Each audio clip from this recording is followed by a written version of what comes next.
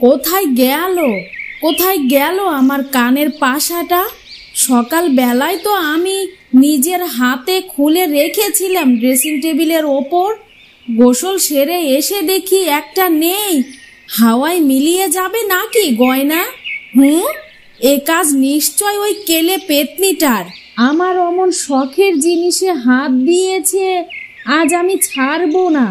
বাপের বাড়ির হাবাতে মেয়ে ছেলে এই বাড়িতে পা রেখেছে আর অমনি চুরি শুরু হয়েছে। সুজাতা, ও সুজাতা, শুনছিস না? ওরে ওই সুজাতা, মরেছিস নাকি? কি হয়েছে মা, ডাকছো কেন? দৌড়তে দৌড়তে চলে এলাম। আরে শুনতেই পাচ্ছিলি না বুঝি? বউ হয়ে শাশুড়ির ডাকে এত দেরি? বলি কানের মাথাটা কি খেয়ে বসে আছিস নাকি? আরে না মা, তোমার ডাকেই তো ছুটে এলাম।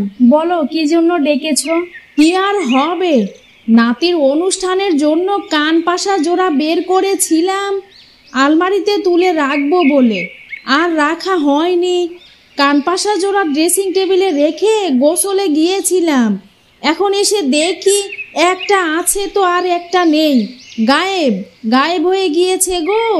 হায় সৃষ্টিকর্তা, তোমার ওই শখের কান পাশাটা তো ভালো করে খুঁজেছ? বিছানার তলায়, আলমারির কোনায়? আমি দেখবো ভালো করে কোথায় আছে। তন্ন তন্ন করে খুঁজেছি রে, বিছানার তলায়, আলমারির মেঝে, সব। কোথাও পেলাম না। নেই তো নেই। আমি আবার ভালো করে খুঁজে দেখছি, নিশ্চয় কোথাও পড়ে গেছে। ও চুরি টুরি কিছু নয়। আমাদের বাড়িতে চুরি কে করবে? চুরি ছাড়া আর কি? আমার চোখ ফাঁকি দিয়ে একটাই পাশা গায়েব। এটা সেই নতুন বইয়ের কাজ। ওই কালো মেয়েটা মানে কেলে পেতনিটা ছাড়া আর কে নেবে শুনি? এ মা, ছি ছি, এমন কথা বলো না। মঞ্জু কখনো চুরি করতে পারে নাকি? মেয়েটা কত মিষ্টি, ও কখনো এমন কাজ করতেই তো পারে না। তুই তো দেখছি ওই কেলে পেতনিটার পক্ষ নিয়ে আমার বিরুদ্ধে যাচ্ছিস। আমি বলছি ওই নিয়েছে। হাবাতে ঘরে জন্ম নেওয়া মেয়ে কোনোদিন গয়না দেখেনি তো, হাতে পেয়ে মাথা ঠিক রাখতে পারেনি। ওকে ডাক, ওই মেয়েকে ডেকে আন আমার সামনে, আমি নিজেই জিজ্ঞাসা করব। মা, ওকে ডাকলে ও খুব কষ্ট পাবে। আর ও যদি চুরি করেও থাকে তবে একটা কেন নেবে? নিলে তো দুটোই নেবে, তাই না? তুই চুপ থাক। ওর কষ্ট হলে হোক, তোকে ডাকতে বলেছি, ডাক। আমি ওর কথা শুনলেই বুঝতে পারবো চুরি করেছে কি না। সুজাতার খুব ইচ্ছে করছিল মঞ্জুকে সবটা জানিয়ে দিতে। বিয়ের পর থেকে সুজাতা মঞ্জুর কোনো খারাপ আচরণ দেখেনি। সুজাতা মেয়েটাকে নিজের বোনের মতোই ভালোবেসে ফেলেছিল। কিন্তু শাশুড়ি মায়ের কড়া আদেশ, সুজাতাকে কিছুই বলা যাবে না। আজ পেতনিটা আসুক সামনে, আমার শখের জিনিস চুরি করা শিক্ষা দিয়ে দেব। গরিব ঘরের মেয়ে হলে যা হয় আর কি। কই রে সুজাতা, ডাকতে গিয়ে মরেছিস নাকি?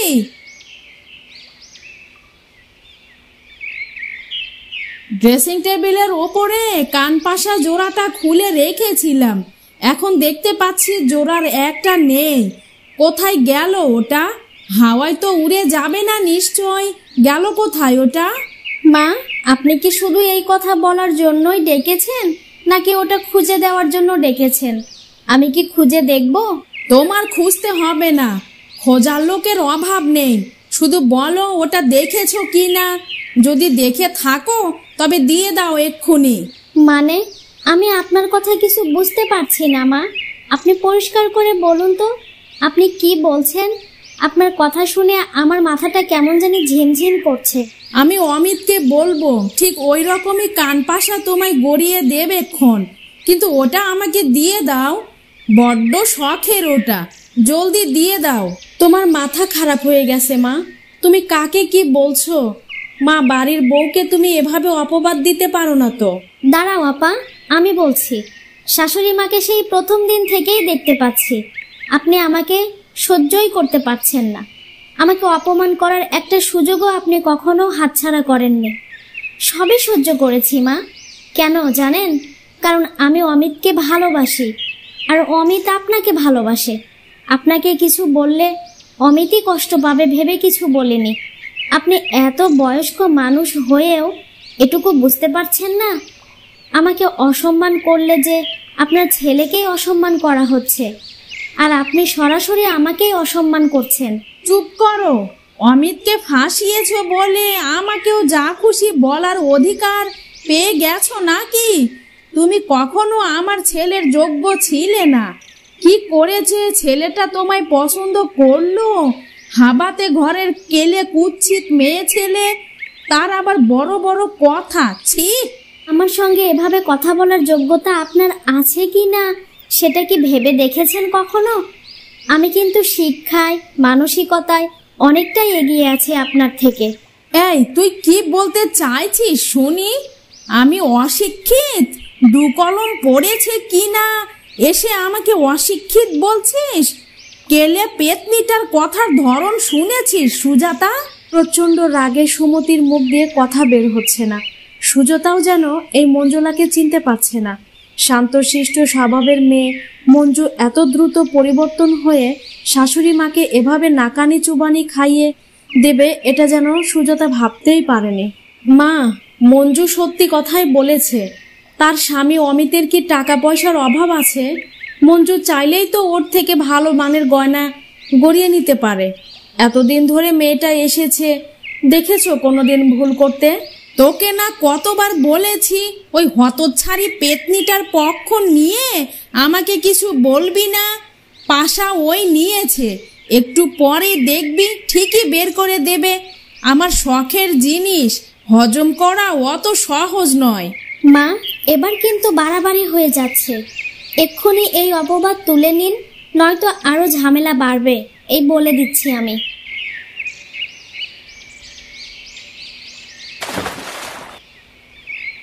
ভাবি, কি কাণ্ড দেখো! যে কান পাশাটা নিয়ে এ বাড়িতে এত হুলস্থুল হচ্ছে, আর দেখো না, এটা বাবুর হাতের মুঠোই ছিল। সকালবেলা ওকে নিয়ে এ ঘরে এসেছিলাম, কখন যেন কপ করে হাতের মুঠোয় পুড়েছে, টেরই পাইনি। এখন কাঁদছে বলে কোলে নিতে গিয়ে দেখি এই কাণ্ড। কি শেয়ানা ছেলে গো তোমার! এত বড় একটা কাণ্ড ঘটিয়েছে আর তুই দেখতেই পেলি না? তোর এত বড় ডেবা ডেবা চোখ দুটো রয়েছে কি করতে? নাকি অন্ধ হয়েছিস? যাই বলো খালাম্মা, ছোট ভাবির সাথে এমন আচরণ করে তুমি ঠিক করোনে। তুমি ভাবিকে এভাবে বলার আগে ভেবেচিন্তে বলতে হতো তোমার। তুই চুপ কর হতচ্ছাড়ি। আমি কি করব তা তোর থেকে শিখতে হবে? ডেবা ডেবা চোখ দুটো আকাশের দিকে উঁচিয়ে হাঁটলে এমন অঘটন তো ঘটবেই। যা এখান থেকে, আমার সামনে আসবি না, অলক্ষী হতচ্ছাড়ি কোথাকার। মঞ্জুলা ওখানে দাঁড়িয়ে না থেকে নিজের ঘরে চলে যায়।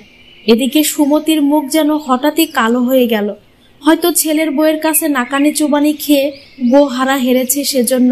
মা, দেখলেন তো, মঞ্জুলা এমন কাজ করতে পারে না, সেটা তো প্রমাণ হয়েই গেল। এখন অমিত যদি জানতে পারে আপনি তার বউয়ের সাথে এমন ব্যবহার করেছেন, সে কি চুপ থাকবে বলেন? তুই আমাকে বল তো, আসলে তুই কার পক্ষে, ওই মেয়ে ছেলে নাকি আমার?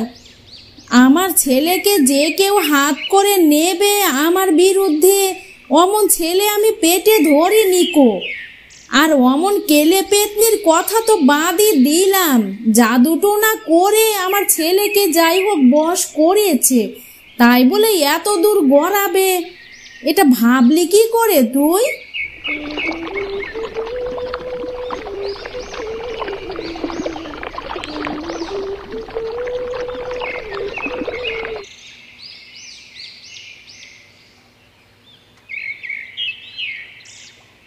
কি ঝামেলা পাকিয়ে রেখেছ মা।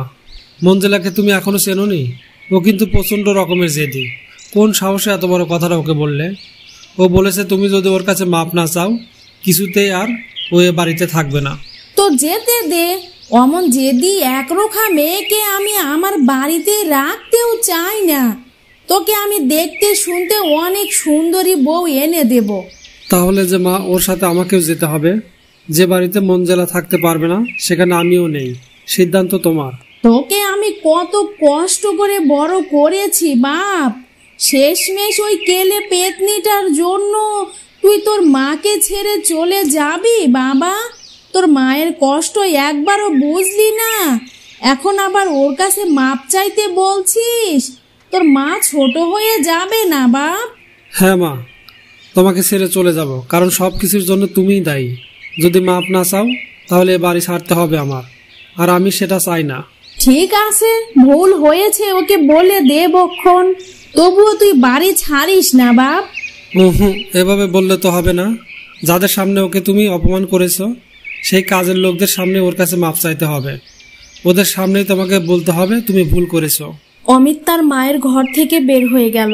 সুমতি যেন নিস্তব্ধ হয়ে গেল। সে কিছুতেই তার কানকে বিশ্বাস করতে পারছে না। শেষমেশ কিনা একটা হাঁটুর বয়সী মেয়ের কাছে তার মাপ চাইতে হবে, এটা ভেবে ভেবেই সে সময় পার করছে।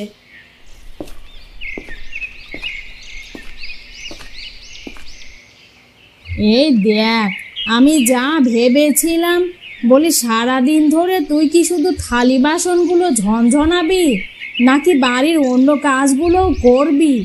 এখনো কাপড় কাচা, রান্না করা, কত কাজ বাকি আছে। কি করব মা বলেন, একা হাতে সবকিছু করতে হয়। কোন সকালে উঠে কাজ শুরু করি, রাত 10টা পর্যন্ত কাজ করতেই থাকি, তবুও যেন শেষই হয় না। শুনেছ অলক্ষীর কথা? আমার বাড়ির কাজ নাকি তার কাছে বেশি হয়েছে গো। কামচোর মানুষ ছাড়া এমন কথা কি কেউ বলতে পারে? মা দেখছেন তো, আমি বসে নেই, কাজ করছি। এই সংসারের সমস্ত কাজ আমিই তো করি মা। মা আপনি ঘরে যান, আমি সব কাজ জলদি শেষ করছি। মুখে মুখে তর্ক গেল না। বলি তোর স্বামী কি ইনকাম করে? সংসারে তার কোনো অবদান আছে? 3টে মানুষ আমার ঘাড়ে বসে গিলছিস, এগুলো আসে কোত্থেকে? একবারও ভেবে দেখেছিস? মা আমার ভুল হয়েছে, আর কিছু বলবো না মা। মা মনে হচ্ছে তিতলি কান্না করছে, আমি ওকে দুধ গরম করে খাইয়ে দিয়ে আসি। সকাল থেকে ওকে কিছুই খাওয়ানো হয়নি, বেচারি খিদের জ্বালায় খুব কান্না করছে। জন্ম দিয়েছিস তো তোর মতোই একটা অলক্ষী, জন্মের পর থেকে শুধু টাকাই খেয়ে যাচ্ছে। তবুও যদি ছেলে হতো একটু হলেও খুশি হতাম।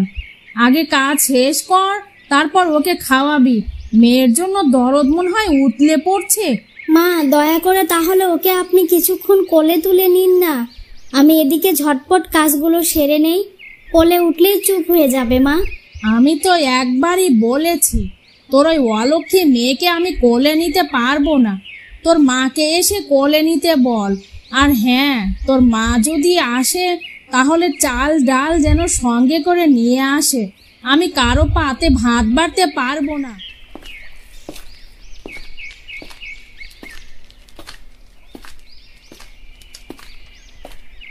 মা, ও মা, বাবা কোথায় গেছেন গো? আজকে সারাদিন আমি বাবাকে দেখিনি। বলো না মা, বাবা কোথায় গেছেন? এই যে রে মা, তুই আমাকে মনে করছিস? দেখ তোর বাবা তোর চোখের সামনে হাজির। বলছি তোমার বাজারের কাজ এত জলদি হয়ে গেল? আজকে বাজারে সবজির দাম কেমন ছিল গো? কিছু সবজি কিনে নিয়ে এলেই তো পারতে। সবজি কিনতে চেয়েছিলাম, হঠাৎ এত ঝড় বৃষ্টি শুরু হলো, কিছুই আর কিনতে পারলাম না। মা মিনা, তোর পড়াশোনা চলছে কেমন? একদম বিন্দাস চলছে বাবা। বাবা তোমাকে বলেছিলাম আমার জন্য একটা গাইড আনতে, বলেছিলাম না? এনেছো নাকি গতকালের মতো আবার ভুলে গেছো বাবা? বলো না বাবা, এনেছো কিনা? দেখলি তোর বাবা ঝড় বৃষ্টির কারণে কোনো কিছুই কিনতে পারেনি। মেয়ে মানুষ এত অবুঝ হলে হয় নাকি? সময় হলে এনে দেবে, চিন্তা করিস না। মা মিনা, কলপারে কয়টা বাসন আর তোর ভাইয়ের একটা প্যান্ট আছে, যা মা ওগুলো সুন্দর করে ধুয়ে গোসল করে ফেল। তোমার সাহস তো কম নয়। বলি তুমি আমার চাঁদের মতো মেয়েকে দিয়ে তোমার সংসারের কাজ করাতে চাও কোন আক্কেলে? মেয়ে বড় হয়েছে, আর কয়দিন পর বিয়ে দিতে হবে, কাজ কাম শিখতে হবে না? শ্বশুর বাড়ি গেলে তারা কি বসিয়ে বসিয়ে তোমার মেয়েকে খাওয়াবে নাকি? যখন কথার ডালা চলে আসবে তখন সামাল দিতে পারবে তো? সে পরে দেখা যাবে। আমার মেয়ে হলো আমার কাছে রাজকন্যা, আর কখনো তুমি আমার রাজকন্যাকে কাজের কথা বলবে না, বুঝতে পারলে?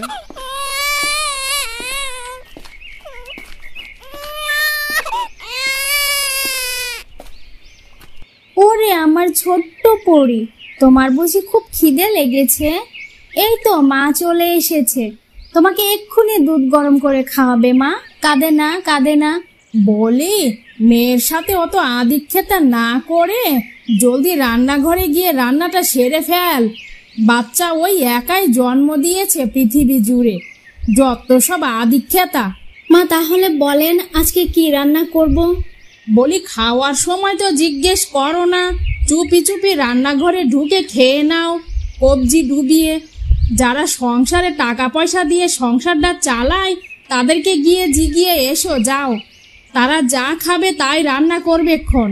আজকে ভাইয়া বাড়িতে আছে, সেজন্য বড় ভাবিও ঘুম থেকে ওঠেনি। আমি ছোট ভাইয়ের বউ হয়ে তাদেরকে কিভাবে ডাকি মা বলুন? আর ভাবি যদি আমাকে ধমক দেন? ধমক দিলে খাবে? যে গরু দুধ দেয় তার লাথি খাওয়া অনেক ভালো। আমার ছেলেটা আজকে কতদিন পর বাড়ি এসেছে গো। তুমি এক কাজ করো, ফ্রিজ থেকে ডিমওয়ালা ইলিশ মাছটা বের করো আর গরুর মাংস রান্না করো। তাড়াতাড়ি রান্না করো গিয়ে, যাও, আমার ছেলে উঠে যেন খেতে পারে। কি রে ছোট বউ, আমার নামে শাশুড়ি মায়ের কাছে নালিশ করছিস? তাই তো শুনছি, কাজ কাম নেই, শুধু নালিশ আর নালিশ। এত নালিশ কোত্থেকে আসে তোর?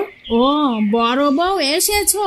বলি, তুমি নাকি তোমার ছোট যাকে সবসময় ধমক দিয়ে কথা বলো, এই নালিশটাই তো করছিল আমার কাছে। যার স্বামীর 2 পয়সার ইনকাম করার মুরদ নেই, তার বউকে ধমক দেবে না তো চুমো খাবে?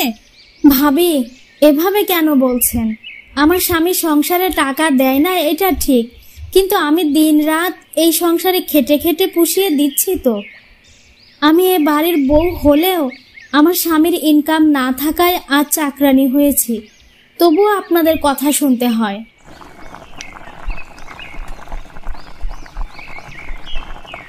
ছ্যা ছ্যা ছ্যা ছ্যা, ওয়া থু, ছোট বউ, এটা তুই কি রান্না করেছিস বাপু? তরকারিতে এত লবণ কেউ বেশি দেয় নাকি? তুই সকালবেলার প্রতিশোধ নিচ্ছিস নাকি, তাই না? কি হয়েছে মা? তরকারিতে নুন ঝাল সবই তো ঠিকঠাক মতোই দিয়েছি, এমনকি আমি নিজেও চেক করেছি। ভাইয়া খেয়ে উঠে গেল, কিছু তো বলল না মা। আর আপনার বাটিতেই নুন বেশি হয়ে গেল কি করে? বলি, বাপের বাড়ি থেকে কি কোনো কাজ কাম শিখে আসিসনি নাকি? আমি তাহলে মিথ্যে কথা বলছি? ফকিন্নির মেয়ে দালানে উঠে আমাকে মিথ্যাবাদী বানিয়ে ফেলছে গো। মা, আমি তা বলিনি, হয়তো আপনি ভাতের সাথে কাঁচা নুন বেশি নিয়েছেন, তাই এমন লাগছে। কি দিনকাল এলো গো বাপু, আমি কিভাবে ভাত খাবো সেটাও এখন তোর মতো গরিবের বাচ্চার থেকে শিখতে হবে গো। বলি, তোর মনোযোগ কোন দিকে থাকে শুনি? দিলি তো মায়ের খাওয়াটা নষ্ট করে।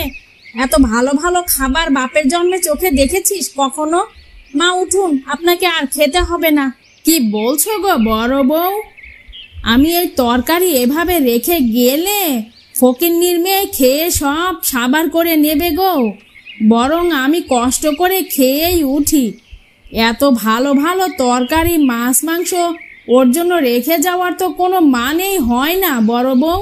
আপনি খান মা, আমার অত ভালো খাবার আবার পেটে সইবে না। আমি যাই, আপনার খাওয়া হলে ডাক দিয়েন, বাকি কাজগুলো করে যাব।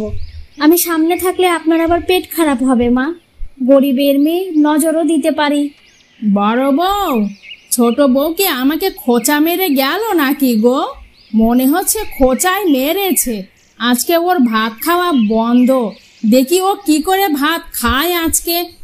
দিন দিন খেয়ে খেয়ে চর্বি বেড়ে গেছে, চর্বিটাই কমানো লাগবে, বুঝেছি। ও মা, কি রান্না করছো গো? তোর বাবার পছন্দের সবজি মিষ্টি কুমড়া ভাজি আর রুই মাছের ঝোল। পছন্দ হয়নি তোর? ওসব রান্না কেউ খায় নাকি? আমি ওসব হাবিজাবি খাবার খাবো না। এত ভালো রান্না করছি, তবুও বলছিস খাবি না? বলি, তোর বাপে কোথাকার কোন জমিদার, সব সময় ভালো মন্দ খাবি? আমি খাবো না বলছি, খাবো না, ব্যাস, এটাই আমার শেষ কথা। তোমরা খাও। আমাকে ভালোবাসলে আমার ইচ্ছা মতোই রান্না হতো। তোমরা কেউ চাও না আমি খাই, বুঝেছ? আমি ভালো করেই তোমাদেরকে চিনে ফেলেছি।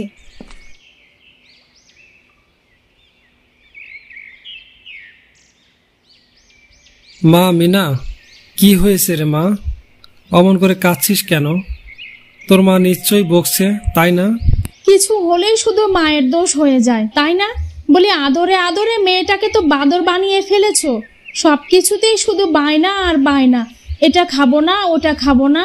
বলি মেয়ে মানুষ সব খাওয়া শিখতে হয়, যা রান্না করছি তাই খাবি, অত বায়না আমি মেনে নেব না বাপু।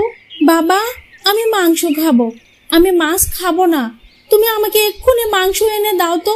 আমি মাংস না হলে আজকে ভাত খাবোই না, এই বলে দিলাম, আজকে আমি ভাত খাবোই না। কি গো, মেয়ে আমার মাংস খেতে চেয়েছে আর তুমি কিনা মাছ রান্না করছো? আমার মেয়ে যা বলছে তাই করো, মাছ পরে খাওয়া যাবে। ঘরে মাংস নেই, আর এখন আমার পক্ষে মাংস রান্না করাও সম্ভব নয়। তোমাদের বাপ বেটির যখন যা মনে চায় তখন তাই করলেই হবে নাকি? আমিও তো একটা মানুষ, আমারও তো একটা জিরান আসান আছে নাকি? মাংস নেই তো কি হয়েছে, আমি বাজার থেকে এখনই নিয়ে আসছি। তুমি রান্না না করলে আমার শাহজাদির জন্য আমি নিজেই রান্না করব। কাঁদিস না মা, তোর বাবা থাকতে তোর কিসের চিন্তা? তো মেয়ে যখন যে আবদার করছে তখন সেটাই পূরণ করছে। জানি না এই মেয়েটার ভাগ্যে আল্লাহ কি লিখে রেখেছেন।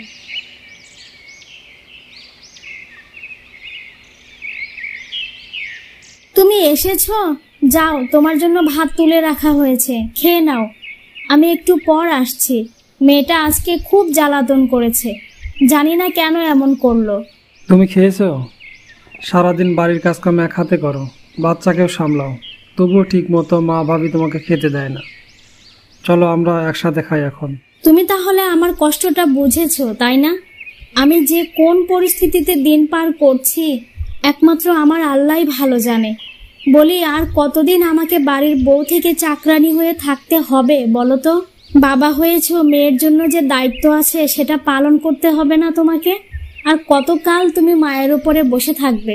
তুমি চিন্তা করো না, আমি একটা চাকরির ব্যবস্থা করেছি, দেখি সেখানে গিয়ে তারা কি বলে। হ্যাঁ, তাই করো। মা সবসময় বড় ভাই ভাবিকে সমীহ করে চলে। তাদের দুজনের মধ্যে মিল দেখলে মনে হয় মা আর মেয়ে। আমি এ বাড়ির চাকরানি। আর কয়টা দিন মা আর ভাবির কথা সহ্য করো, তারপর দেখবে আমাদের এই দুঃখের দিন আর থাকবে না।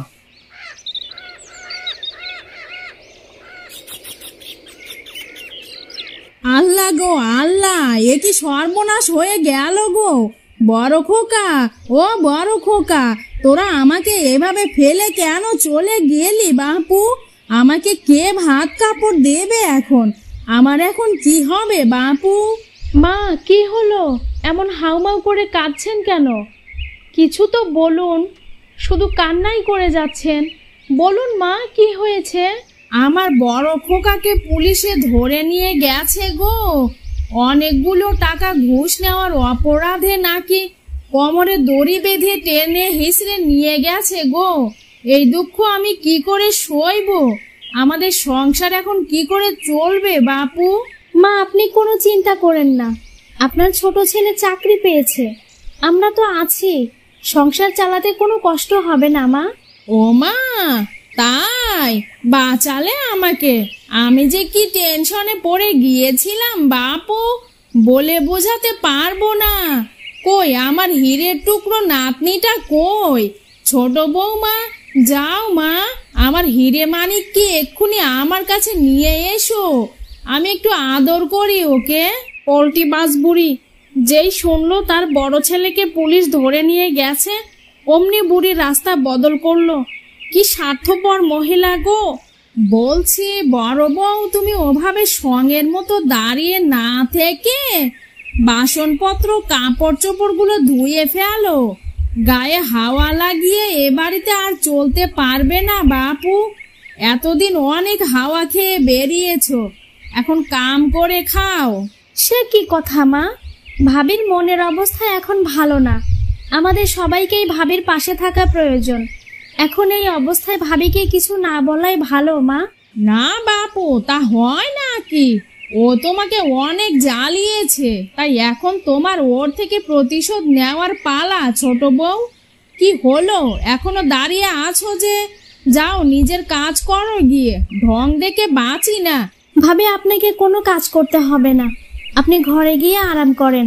আর আপনার দেওয়ার এলে তাকে থানায় যেতে বলবো, দেখবেন ভাইয়াকে ঠিকই ছাড়িয়ে নিয়ে আসবে।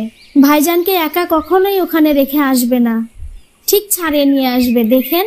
তুই ভাবিস না ছোট, তোর ভাইজানের কিছুই হয়নি। থানায় গেছে এটা সত্য, কিন্তু তার কাজের জন্যই সে গেছে। তবে মা যে বলল ভাইজানকে পুলিশে ধরে নিয়ে গেছে। কি বলছো গো বড় বউ?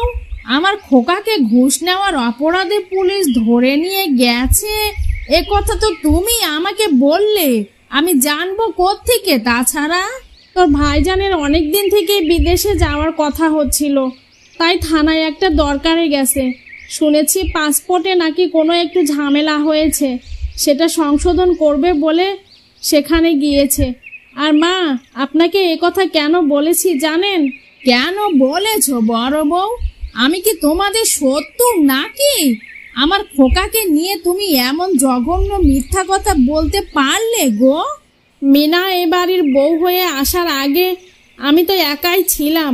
আপনি আমার সাথে কেমন ব্যবহার করেছেন সেটা আপনার ছেলেকে যখন বলতে গেছি, আপনার ছেলে তো আমার কথা বিশ্বাসই করেনি। আপনি হলেন এত সুন্দর একটি মা, আপনার কোনো তুলনা হয় না। কিন্তু যখন দেখলাম আপনি আমার রাগটা ঠিক ছোট বউয়ের ওপর ঝাড়ছেন, তখন আর চুপ করে থাকি কি করে বলুন? আপনি যে কতটা নিচু মনের মানুষ এটা আমি ছাড়াও সবারই জানা উচিত। আপনার ছেলে ফোনে লাইনে থেকে আপনার সব কথা শুনেছে, আপনার আসল রূপ বের হয়েছে এবার। কি বলছো গো বড় বউ? তুমি খোকাকে আমার সব কথা শুনিয়েছো? বড় খোকা কি এখন আমাকে মা বলে ডাকবে গো? এমন সর্বনাশে কাম তুমি করতে পারলে? ছেলের বউগের সাথে এমন আচরণ করতে আপনার বিবেকে বাঁধলো না? যেমন কর্ম করবেন তেমন ফল পাবেন। আমরা এ বাড়ি থেকে চলে যাব। আপনার মতো স্বার্থপর মায়ের সাথে আর এক মুহূর্তও থাকবো না। যেও না বড় বউ, আমাকে একা ফেলে যেও না। আমার অন্যায় হয়েছে বাপু, এই বুড়ো মানুষটাকে এভাবে ছেড়ে যাস না মা। তোরা দুইটা বেটার বউ মিলেমিশে থাক মা, আমাকে এভাবে একা করে যাস না। ভাবি, যা হবার তা হয়েছে। মা ঠিকই বলেছে, সে তার নিজের ভুল বুঝতে পেরেছে। আমরা আবার একসাথে সংসার করব। এবার আমাদের সংসারটা হাসি খুশিতে ভরে উঠবে। ভাবি, আপনারা যায়েন না কোথাও।